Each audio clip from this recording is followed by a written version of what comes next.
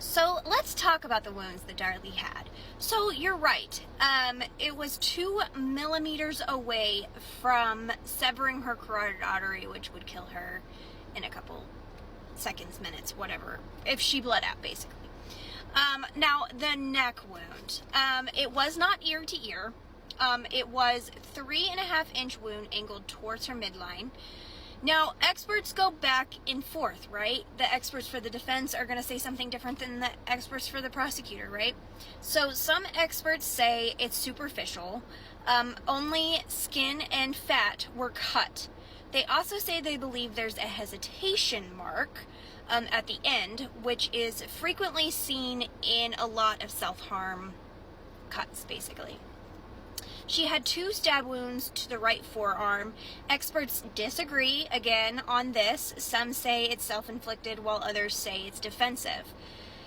There was a cut on her left fingertips and thumb. She says this is where she grabbed the knife. But others say that these are barely cuts, they're more like scratches, and that could have happened when she cut the T in the screen for the the garage, which is basically where she said the intruder got in.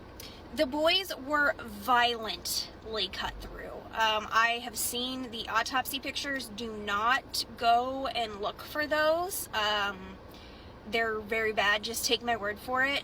They went all the way through. They cut through their lungs, liver, and ribs.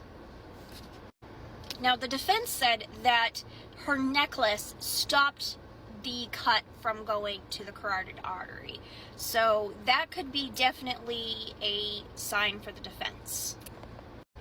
But did Darlie basically make her wounds worse than they were? An explanation, basically. The court went back and forth on it. There were experts that said both ways. There's experts out there that say both ways. That's the problem with this case. There's not really fact. There's only opinion in this case that goes back and forth and back and forth. That's what makes this so hard to form an opinion on. I guess it doesn't really matter what I think or what we think. She's sitting on D row right now. But that's the thing with true crime cases. Everybody wants to be right instead of thinking about the fact that there is either a woman who is sitting on D row, not able to enjoy her other children, her other child this whole time, or there's someone out there who did this, she's sitting on D row, and they're out there and could commit another crime like this. I think that's the thing that people need to focus on. But I do love debating this case and what people's opinions are. So what do you think? Do you think that Darlie did this to herself, or do you think it was an intruder? After everything I said, what do you think? Oh, and Mommy's podcast, I'm not coming after you. I just wanted to use this comment. I love you guys. I want to collaborate.